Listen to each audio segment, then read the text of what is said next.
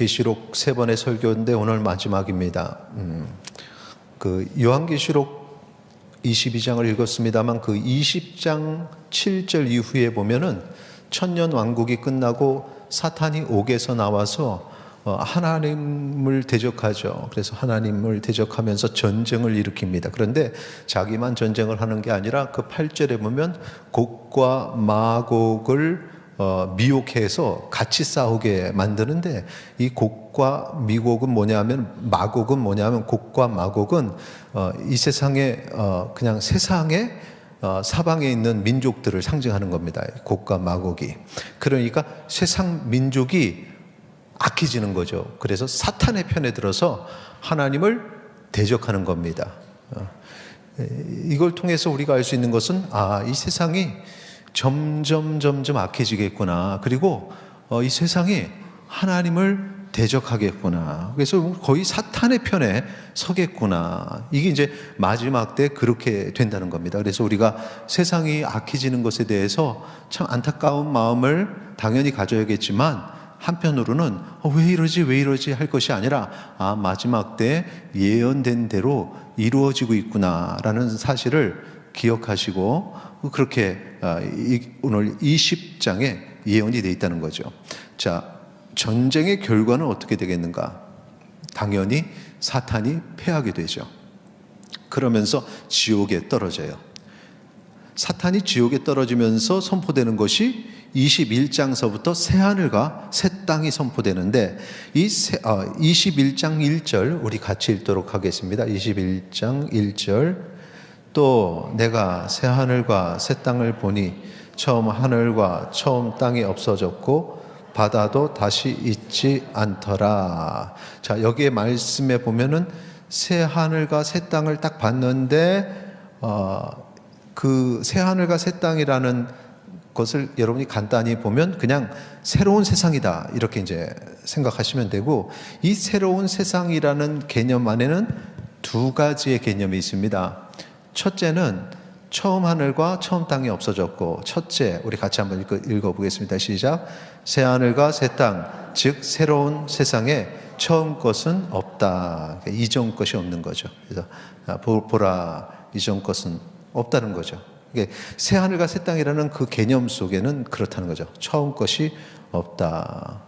그러니까 여기서 말하는 이전 것이라는 것은 무슨 의미냐면, 조금 전에 이제 그 사탄이 나와서 사탄이 막 이렇게 사로잡는 그런 세상, 그 이전에 인간의 타락의 역사의 시작을 보면은 인간이 타락함으로 말미암아 저주받은 그런 세상, 그걸 얘기하는 겁니다. 그러니까 우리가 사는 세상 자체가 없어진다기보다는 이제 여기서 말하는 세상은, 저주받은 세상은 이제 더 이상 존재하지 않게 된다, 이제 그 얘기를 하는 거죠. 자, 두 번째, 이 새로운 세상, 새 하늘과 새 땅의 의미는 무엇이냐? 한번 같이 읽겠습니다. 두 번째, 시작. 새 하늘과 새 땅, 새로운 세상에 하나님의 나라가 세워진다. 예. 그러니까 앞에서는 이전 것은, 옛 것은, 옛 세상은 없다, 처음 것은 없다라는 것이고, 그 다음에 하나님 나라가 세워진다라고 얘기를 해요. 그래서 이 하나님의 나라를 뭐라고 하냐면 새 예루살렘이다 얘기합니다. 그러니까 우리가 그냥 새 하늘과 새 땅, 이거 하나님의 나라야 했을 때는, 그럼 새 예루살렘이 또 단어가 등장하면은 이게 이제 혼돈이 되는데, 새로운 세상, 거기에 하나님 나라는 새 예루살렘이라고 얘기하죠. 이렇게 정리하면 좀 이해가 쉽습니다. 계시록 21장 2절 같이 읽겠습니다. 또 내가 보매 거룩한 성 새 예루살렘이 하나님께로부터 하늘에서 내려오니 그 준비한 것이 신부가 남편을 위하여 단장한 것 같더라. 아멘. 자, 새 예루살렘. 우리 교회 찬양팀이 우리 자녀들도 그 워십팀에 NJ라는 단어를 써요. 우리 청년들도 NJ 워십. 그 NJ가 여기 제가 써놨죠. NJ가 뭐냐면은 New Jerusalem, 새 예루살렘. 그래서 하나님 나라를 얘기하는 거죠. 하나님 나라. 그러니까 거기서 워십, 그러니까 하나님 나라에서 하나님께 찬양하는, 그게 우리의 이상적인 예배죠. 이상적인 찬양이죠. 찬양의 본질이죠. 그래서 그 회복된 하나님 나라에서 우리가 모두 찬양하는 그런 찬양을 이 땅에서도 드리기를 원한다. 얼마나 이름이 좋습니까? NJ 워십. 그래서 줄여서 뉴 제루살렘 워십이라고 너무 기니까 그냥 NJ 워십이라고 이렇게 하는 겁니다. 하나님 나라, 새 예루살렘. 이 새 예루살렘 하나님 나라는 어떤 곳인가? 첫째 읽겠습니다. 시작. 하나님의 언약이 이루어지는 곳이다.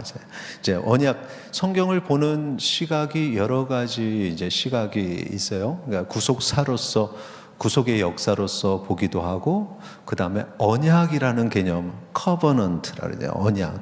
언약이라는 계약이라고도 얘기하기도 하고요.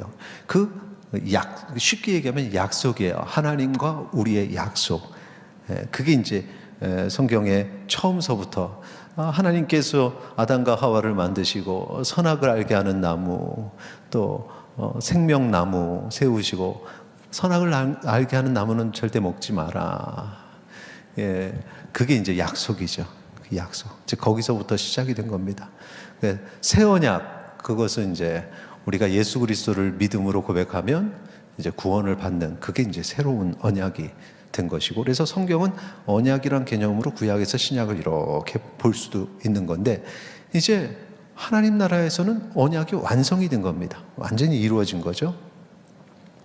계시록 21장 3절 같이 읽겠습니다. 내가 들으니 보좌에서 큰 음성이 나서 이르되 보라, 하나님의 장막이 사람들과 함께 있음에 하나님이 그들과 함께 계시리니 그들은 하나님의 백성이고 하나님은 친히 그들과 함께 계셔서. 자, 하나님이 그들과 함께 하시는 겁니다. 그래서 그들은 하나님의 백성이 되고 하나님은 그들과 함께 계셔서 그들의 하나님이 되시는 거죠. 하나님의 통치가 이루어지는 것. 이게 바로 그 언약의 기본이었거든요. 너희가 나를 그러니까 하나님으로 인정하면 내가 너희를 나의 백성으로 인정하겠다. 이게 이 약속입니다. 이게 약속이고, 그게 이제 이 계시록에서 이루어지죠. 얼마나 감사합니까? 그런 겁니다. 그러니까 아버지 어머니를 잃어버리고 그냥 혼자 살던 그런 자녀가 이제 아버지 엄마를 만나서 집으로 들어가는 겁니다. 그리고 그 안에서 너무 보고 싶었어요, 아버지 어머니 하면서 막 우는 거. 이 언약의 성취는 그런 겁니다. 그런 관계가 처음에 돼야 되는데 그냥 이렇게 도망쳐서 살아오는 거죠. 자, 하나님 나라 두 번째 같이 읽겠습니다. 시작. 하나님의 통치가 이루어지기에 더 이상 눈물이 없는 곳이라는 거죠. 여기서 말하는 눈물은 기쁨의 눈물 말고 슬픔의 눈물이 없는 것. 계시록 21장 4절 같이 읽겠습니다.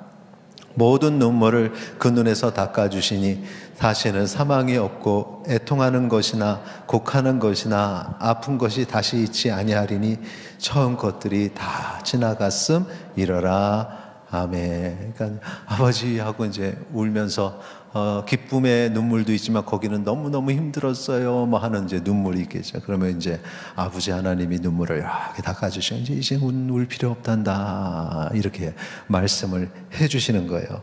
그러면서 처음 것들이 다 지나갔다. 앞에서 얘기할 때 이전 것이 없다라고 얘기했는데 그게 이제 타락한 세상이었는데 우리의 아픔이 다 타락한 세상에서 살면서 오는 거죠.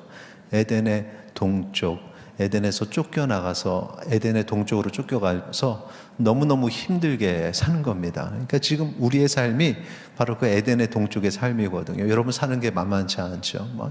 살면서 너무 힘든 일들이 있고 상처가 있고 아픔이 있고 분열이 있고 다툼이 있고 이런 것들이 다 그런 어떤 저주받은 땅의 열매들입니다. 그런데 그게 다 없는 거죠. 다 사라지고 사망과 애통함과 아픔이 없는 눈물을 닦아주셨기 때문에 그 은혜가 바로 하나님 나라에 있는데 그곳에서는 마음껏 울어도 되겠죠. 자, 세 번째 같이 읽겠습니다. 알파와 오메가 되신 하나님의 자녀로 영생을 누리는 곳이다. 알파와 오메가 처음과 나중 되신 하나님의 자녀로 영생을 누리는 곳이죠. 이거는 알파와 오메가, 그 영원 전부터 영원 후까지, 그러니까 어떤 시간적 개념이 없는, 그러니까 시간조차도 하나님이 창조하신 겁니다. 시간. 그래서 시간을 만드시고 천지를 창조하실 때 밤이 되고 낮이 되니 첫째 날이라는 개념이, 그때 하나님이 어둠과 밝음을 만드시면서 그 시간이란 개념이 그때 만들어졌거든요. 그런데 이제 거기는 이제 하나님은 그걸 만드신 분이기 때문에 시간과 공간이라는 걸 초월하시는 분인데, 우리는 피조물이기 때문에 그 틀 안에 살다가 이제 그 틀을 벗어나게 되죠.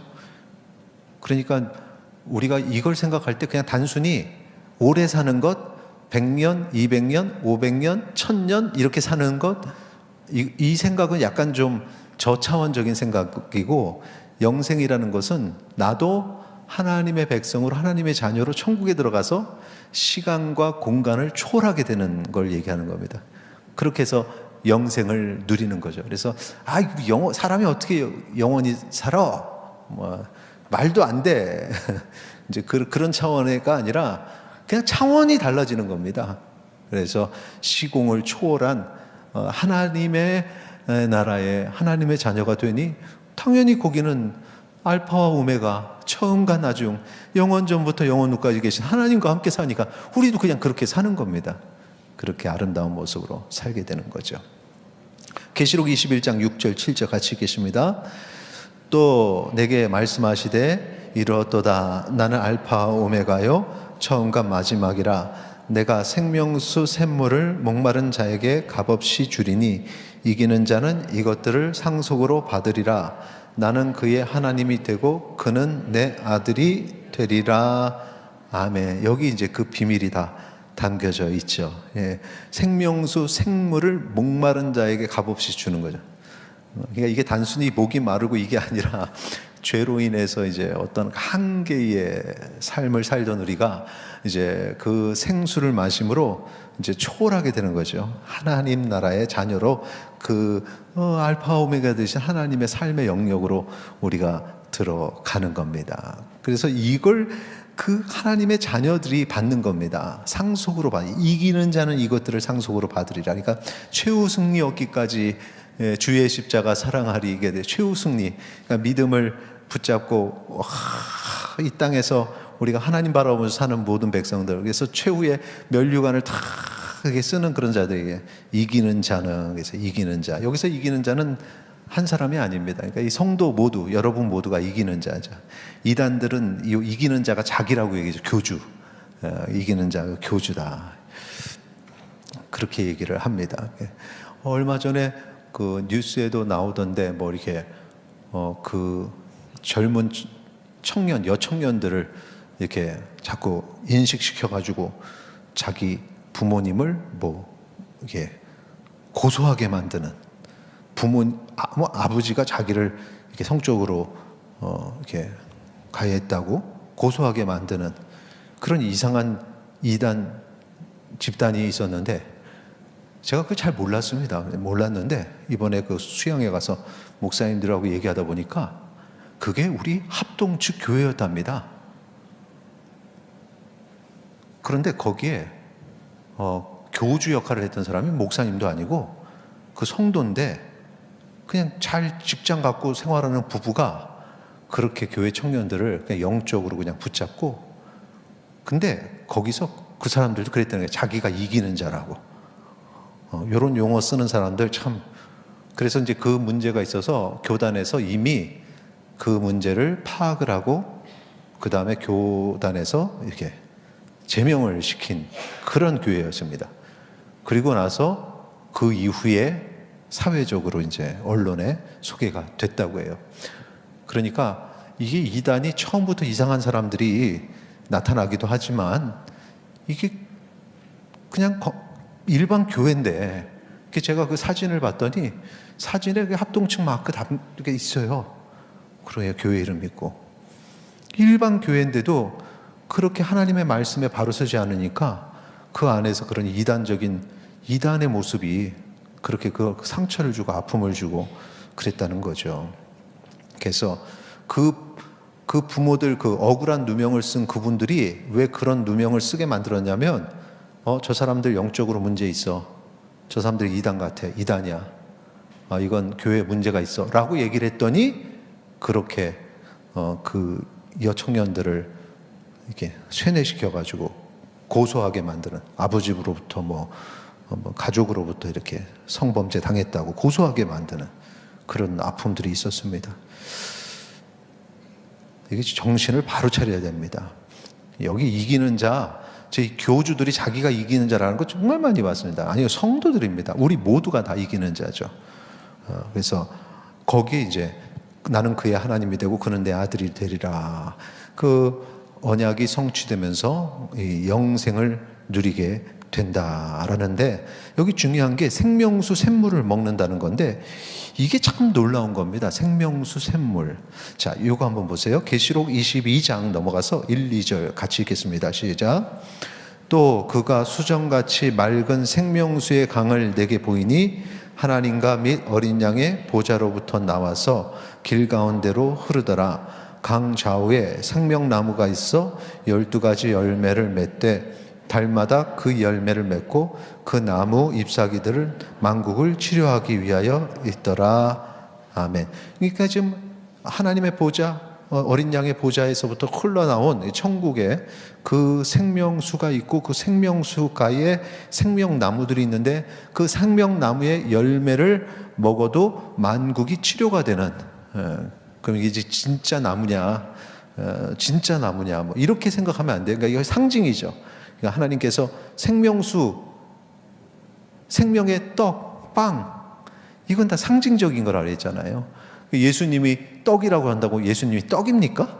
그건 아니죠. 그러니까 이제 그 상징적인 건 나타나는 건데, 근데 여기서 말하는 이 생명나무의 열매를 먹어도 만국을 치료하는 효과가 있다 그래요. 그런데 지금 뭐라고 했습니까?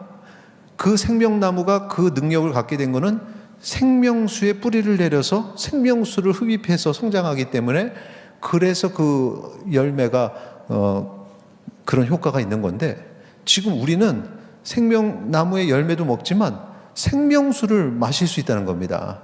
이제 이게 우리가 지금 어떤 피조물로서의 한계에 머무는 게 아니라 이걸 완전히 넘어서서 이제 영생을 누리는 하나님의 자녀로서의 삶을 표현하는 겁니다. 그러니 이제 우리의 연약함이 없는 그런 삶을 사는 거죠. 이걸 보니까 이게 새 예루살렘에서도 강이 이렇게 흐르고 생명나무가 있었는데, 여러분 사실 이걸 이때 처음, 이제 지금 아직 예언된 거니까 이제 다시 오실 이제 우리 주님 이후에 일어날 그 하나님 나라, 사실 하나님이 이걸 이전에 우리에게 이미 주셨었습니다. 그렇죠? 언제 주셨습니까? 생명나무 언제 주셨습니까? 에덴 동산에서 주셨던 거죠. 그러니까 에덴 동산도 보면, 거기에 보면 이렇게 강이 흐르고, 그리고 이제 나무들이 이제 많은데, 거기 특히 그 중앙에 생명나무하고 그 다음에 선악을 알게 하는 나무가 있었다는 겁니다. 그래서 그 선악을 알게 하는 나무 먹지 마. 그래서 이제 그것을 지키게 했는데, 생명나무에 대한 얘기는 특별히 없었지만 여기에 이 말씀을 보니까, 우리가 그때 선악을 알게 하는 나무 열매 먹지 않고 순종하고 생명나무 열매를 먹었으면 그때 에덴 동산에서 그때 천국의 삶을 사는 건데, 그 불순종해서 우리의 죄의 삭스로 사망이란 걸 겪게 됐구나. 그건 겁니다. 그러니까 처음부터 하나님은 우리를 그 천국의 삶을 살게 하기로 원하셨던 거죠. 창조는 그거를 위한 것이었는데, 이 불순종을 한 게 인간이 그래서 이 고통을 누리는 것이다 라는 것입니다. 그런데 그것이 다시 회복이 돼서 우리는 생명수를 유업으로, 자녀들에게만 주는 유업으로 받게 되는 겁니다. 이제 그게 어떤 모습으로 올지, 이단들은 또 그래가지고 이단들도 요거 가지고 물 팔잖아요. 이 물 바르면 뭐 낫고 뭐 하고 그 저기도 우유에다가 그 이름 석자 붙은 스티커 붙이면 상온에서도 하여튼 참 그 이단들은 문자 그대로 해가지고, 근데 거기 넘어가는 사람들이 참 사람들이 순진한 건지 순수한 건지 모르겠습니다만 그렇습니다. 그런 건 믿지 마시고 다 이게 상징적인 거죠. 자, 그러면 이렇게 하나님 나라에 들어가서 생명수의 이 생명수를 먹음으로써 영생을 사는 사람들, 그 외의 사람들은 어떻게 됩니까? 하나님 믿지 않은 사람, 악을 행하는 사람, 유황, 불못, 둘째 사망을 당하게 되죠. 계시록 21장 8절에 그러나 두려워하는 자들과 믿지 아니하는 자들과 흉악한 자들과 살인자들과 음행하는 자들과 점술가들과 우상 숭배자들과 거짓말하는 모든 자들은 불과 유황으로 타는 못에 던져지리니 이것이 둘째 사망이라. 지옥에 가게 되는 거죠. 자, 이제 우리가 거룩한 성 예루살렘의 모습, 계시록 21장에 보면은 예루살렘 성에 대해서 자세히 기록이 되어 있는데, 이것도 하나의 상징적이기 때문에 그걸 뭐 진짜 다 치수를 재가지고 이렇게 뭐 하고 하는 것은 뭐 어리석은 일인데, 어떤 상징들 중에서 좀 특징적인 것을 보니까 12개의 문이 있어요. 12지파를 얘기하고 하나님의 백성을 상징하는 게 12죠. 12지파. 거기 12개의 문이 있는데 거기 천사가 늘 지키고 있다는 겁니다. 하나님 나라에서는 우리가 천사보다 더 우월한 존재죠. 하나님의 자녀니까 천사들은 우리를 섬기기 위해 있는 그런 존재들, 영적인 존재지만 우리보다 이렇게 레벨이 낮아요. 그 다음에 12문 위에 12지파 이름이 있습니다. 그래서 그 12지파는 조금 전에 말씀드렸던 것처럼 우리 하나님의 백성의 나라다라는 거고, 12개의 성곽이 있습니다. 예, 성담 같은 곽이 있는데 거기 기초석이 있어요. 12개 성곽에 기초석, 그걸 세우는 기초석들이 있는데 거기에 12사도의 이름이 있죠. 예, 그래서 이렇게 하나님 나라가 이제, 그러니까 우리는 하나님 나라지만 하나님의 나라지만 이런 상징들은 뭘 얘기하면 이제는 이건 너희들의 나라야 라고 얘기하는 겁니다. 하나님의 자녀들의 나라. 그 찬양 있잖아요. 햇빛보다 더 밝은 곳, 뭐라 그럴까? 예, 내 집 있네. 내 집 있네. 내 집이라는 거야. 내 집. 내 집. 예. 여러분, 그 어릴 때부터 혹시 하나님 나라에 대한 설명 들으면은 하나님 나라는 뭘로 지어져 있습니까? 다 보석이죠. 보석. 보석. 애들은 별로 안 좋아해요. 애들은 과자로 지어진 집을 좋아하냐, 초콜릿으로 지어진 집을 좋아하는. 그러니까 이제 보석이라는 것도 이제 그만큼 귀한 성임을, 우리가 아는 것, 가장 가치 있는 것으로 지은 집, 뭐 이런 것들을 이제 상징적으로 나타내려고, 표현하려고 그렇게 했던 거죠. 성 안에 없는 것들이 있습니다. 계시록 21장 22절에서 27절에 보면 성 안에 없는 것들, 첫째, 이것이 없습니다. 성전이 없습니다. 성전. 22절 같이 읽겠습니다. 시작. 성 안에서 내가 성전을 보지 못하였으니 이는 주 하나님 곧 전능하신 이와 및 어린 양이 그 성전이심이라. 아멘.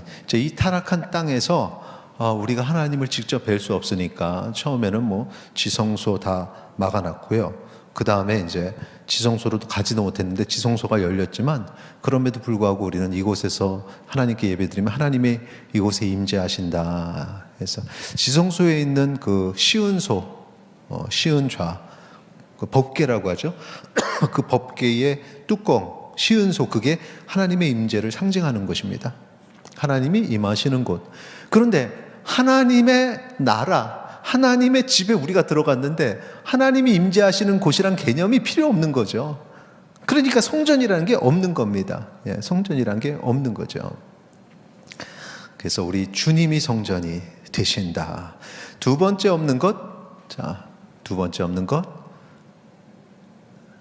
두 번째 뭐가 없습니까? 성 안에는 해와 달이 없다. 왜냐하면 어두움이 없기 때문에 그렇습니다.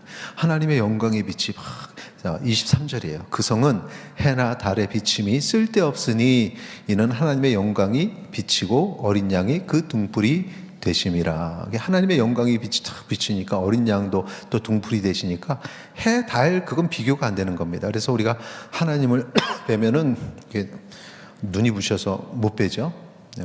하나님의 영광의 빛. 어떤 분들은 그래요. 목사님이 강대상에서 이렇게 탁 쓰면은 영광, 빛이 빛난대요. 그건 저 조명 때문에 그런 거예요. 여기 조명이 비쳐서 그렇대. 하나님의 영광의 빛이 뭐 사람에게 비치는 건 아닙니다. 자, 그래서 그 영광의 빛이 비치니까 성 안에는, 자, 세 번째, 뭐가 없다? 밤이 없다. 어둠이 없다. 예, 밤이 없죠. 밤이 없으니까 이제 성문이 닫히질 않아요. 항상 열려 있고. 거기 우리는 뭐 마음껏 출입할 수 있습니다. 근데 못 들어오는 사람이 있대요. 자, 계시록 21장 27절에 무엇이든지 속된 것이나 가증한 일 또는 거짓말하는 자는 결코 그리로 들어가지 못하되 오직 어린 양의 생명책에 기록된 자들만 들어가리라. 26절 같이 읽겠습니다. 시작. 사람들이 만국의 영광과 존귀를 가지고 그리로 들어가겠고. 예, 이 땅에서 이 땅이 타락한 세상이 있고 또 그 안에서도 믿음과 신앙을 가지고 하나님 안에서 온전하게 살려고 했던 사람들, 그런 사람들이 들어갈 때 만국의 영광과 존귀를 가지고 다 그렇게 들어가는 거죠. 달란트 비유도 그런 것 같습니다. 우리의 믿음과 신앙을 지킨, 믿음은 택한 자에게 주시는 거지만 그 믿음대로 살려는 여러분의 노력이 그냥 사라지는 게 아니라는 거죠. 다 그거 가지고 이제 다 들어가는 거죠. 그런 걸 모아야 되는 겁니다. 하나님 나라에 들어갈 때 자신 있게 가지고 들어갈 수 있는 그런 것들, 하나님 앞에 영광스럽게 가지고 들어갈 수 있는, 재물 많이 모아봐야 그거는 못 가져가고 그냥 그런 것들을, 그래서 하나님 나라에 가서 하나님께 다 드리는 거죠. 그래 하나님 기뻐하시는 겁니다. 그곳에서 우리는 하나님을 직접 보게 되는데, 자, 계시록 22장 4절 5절 같이 읽겠습니다. 시작. 그의 얼굴을 볼 터이요 그의 이름도 그들의 이마에 있으리라. 다시 밤이 없겠고 등불과 햇빛이 쓸데없으니 이는 주 하나님이 그들에게 비치심이라. 그들이 세세토록 왕노릇하리로다. 아멘. 하나님의 이름이 우리의 이마에 있다니까 우리를 나타내는 모습, 뭐 여기 이마에 표 뭐 이런 거 뭐 바코드 666 짐승의 표도 그렇게 막 받기도 하고 하는데 하나님의 이름이 있다. 그러니까 내 모습 자체가 하나님의 자녀의 모습으로 드러나는 겁니다. 뭐 이게 꼭 문신을 해야가 아니라 이렇게 그 모습 자체에서 야, 하나님의 자녀구나. 그 하나님의 자녀들 얼굴 보면요, 그 하나님의 모습이, 주님의 모습이, 그 원래 부모 밑에 자녀들은 담게 있는 겁니다. 주님을 닮은 그 모습이 있다는 겁니다. 옆 사람 한번 보고 주님을 닮으셨습니다. 시작. 주님을 닮으셨습니다. 다 이쁘게 생겼죠? 주님은 닮으셨는데 이쁘진 않을 수는 없잖아요. 그죠? 주님을 닮으셨으니까 이쁜 겁니다. 여기 보니까 그들이 세세토록 왕노릇하리로다. 네. 사실은 왕의 자리는 우리 보좌의 주님인데 그 왕이시고 그분이 통치하시는데 우리가 어떻게 왕이 되지? 이겁니다. 우리 주의 자녀니까 왕의 자녀들. 그래서 그런 게 있어요. 왕의 자녀들. 근데 왕의 자녀를 왕자라고 하죠. 근데 사실 궁전의 진짜 주인은 왕자 같아요. 이렇게 보면은 왕은 그렇게 안 하는데 왕자는 신나서 뭐 여기저기 다니면서 자기가 주인 행세 다 하죠. 왕자 그러고 다니면 아무도 못 건드립니다. 예. 제일 높죠. 할아버지보다 높은 게 손주잖아요. 손주가 할아버지보다 막 위에 올라가죠. 이제 그런 모습이죠. 세세토록 하나님의 자녀로 왕노릇하는 그런 모습. 자, 어떤 사람이 왕의 자녀가 됩니까? 두 가지 말씀드립니다. 이게 되게 비슷한데 첫째 중요합니다. 같이 읽겠습니다. 시작. 두루마리를 지키는 자. 이거는 이제 천국 환상을 요한에게 보여주시고 나서 하나님께서 하신 말씀이에요. 자, 22장 7절 같이 있습니다. 보라, 내가 속히 오리니 이 두루마리의 예언의 말씀을 지키는 자는 복이 있으리라 하더라. 왕의 자녀, 지금 어떤 삶이요? 두루마리의 예언의 말씀을 지키는 자. 하나님의 말씀을 알려고 하고 사모하고 할아버지가 아버지 음성 듣고 싶어하고 아버지가 원하는 대로 이렇게 살려고 하는 그런 모습이죠. 그대로 살려고 하는 그런 사람. 예, 두루마리를 지키는 자. 말씀을 듣고 순종하는 게 정말 그렇게 중요한 겁니다. 하나님 말씀이 그래서 중요한 거죠. 두 번째 뭡니까? 시작. 진짜 똑똑하시네요. 저는요, 요거를 두루마리라고 읽지 않을까 기대를 하면서 제가 같이 안 읽었거든요. 두루마리가 아니고 뭐죠? 두루마기. 두루마기가 뭡니까? 옷이죠, 옷. 계시록 22장 14절에 자기 두루마기를 빠는 자들은 복이 있으니 이는 그들이 생명나무에 나아가며 문을 통하여 성에 들어갈 권세를 받으려 함이라. 그러니까 그 옷이 흰옷 입는 겁니다. 깨끗한 흰옷 입은 그리스도의 십자가의 보혈로 다 깨끗하게 입은, 원래 주님의 옷이 이제 흰옷 입은, 우리가 그 옷을 입는 거죠. 이게 천국에 들어가는 드레스 코드인 겁니다. 흰옷 입은 자들이 다 들어가는, 그러면서 이렇게 왕의 자녀임을 드러나는 거죠. 여러분은 지금 보혈피로 깨끗이 씻음 받은 그 흰옷을 입고 있습니까? 중요하죠. 중요하죠. 주의 보혈로 씻김 받았다라는 확신이 중요합니다.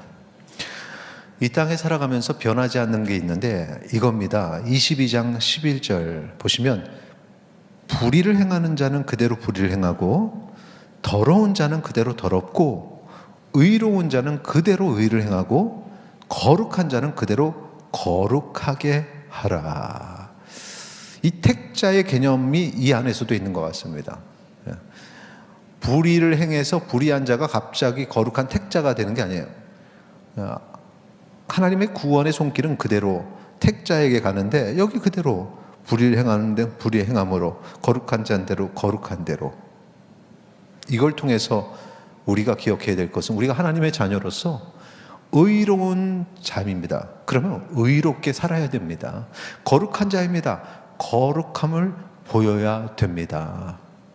이걸 오해하는 사람들은 내가 믿습니다 하면은 천국 가니까 그냥 악하게 살다가 마지막에 죽기 전에 믿습니다 하면 되는 거네요? 절대 그렇지 않습니다. 천국의 삶이 그게 행복한 거라면 이 땅에서는 아무렇게나 살아도 되나요? 그렇지 않다는 겁니다. 지금 여기서 말하는 22장 11절의 내용은 이 땅에서의 모습입니다. 이 땅에서 하나님의 자녀는 그대로 거룩하고 의로운 삶을 살게 되는 거예요. 그래서 우리가 말할 때 지금 앞에 얘기한 거는 이제 임할 하나님의 나라인데 우리가 여기서 살면서 그러면 성도로서 어떻게 살아야 되는가? 하나님의 자녀로서 살아야 된다. 우리 주님께서 이 땅에 오심으로 하나님의 나라는 이곳에 임했다. 그러니까 하나님의 통치가 천국에서만 있는 것이 아니라 지금 우리의 삶 속에 하나님이 통치하시고 나는 하나님의 통치 아래서 순종하면서 사는 거죠. 그래서 그 거룩함을 드러내야 된다. 이게 이미 임한 하나님의 나라라는 사실을 기억하시기 바랍니다. 그래서 이 땅에서 하나님 나라를 경험해야 됩니다. 그게 이미 임한 하나님의 나라, 아직 임하지 않은 이제 임할 하나님의 나라, 이런 개념인 것입니다. 그래서 이 의로운 삶, 거룩한 삶이 무엇이냐? 성령 안에 있는 의와 평강과 희락, 기쁨을 누리는 삶이라는 거죠. 세상의 것, 세상의 가치에 움직이는 사람이 아니야. 하나님 나라의 기쁨을 누리는 사람. 로마서 14장 17절에 보면 이렇게 말합니다. 같이 읽겠습니다. 하나님의 나라는 먹는 것과 마시는 것이 아니요 오직 성령 안에 있는 의와 평강과 희락이라. 아멘. 여러분, 먹고 마시는 거에 집중하면서 살았죠. 그게 있으면 최고라고 생각하고 그게 없으면 불행한 삶이라고 생각하고, 이젠 그렇게 살면 안 된다는 겁니다. 성령 안에 있는 의와 평강과 희락의 삶을 사시기를 바랍니다. 자, 우리의 마지막 이 고백이 됐으면 좋겠어요. 특별히 이 수고를 하고 사는 사람에게 우리 찬양을 좀 준비해 주시고, 22장 12절 보세요. 보라, 내가 속히 오리니 내가 줄 상이 내게 있어 각 사람에게 그가 행한 대로 갚아주리라 라는 거예요. 세상에서 하나님 나라의 개념을 가지고 살기는 쉽지 않습니다만 그렇게 살면 하나님께서 복 주시고 남들보다 더 면류관 놀라운 축복을 얻게 되니 여러분, 우리가 그 복을 받기를 소망합니다. 계시록 21장 20절 21절, 특별히 마지막에 우리가 이게 선포해야 될 내용입니다. 자, 앞부분은 제가 읽을게요. 이것들을 증언하신 이가 이르시되 내가 진실로 속히 오리라 하시거늘. 그 다음에 우리의 고백입니다. 같이 읽겠습니다. 아멘. 주 예수여 오시옵소서. 주 예수의 은혜가 모든 자들에게 있을지어다. 아멘. 하나님 나라를 우리가 받습니다. 그 삶 속에서 승리하시기 바랍니다. 찬양하겠습니다.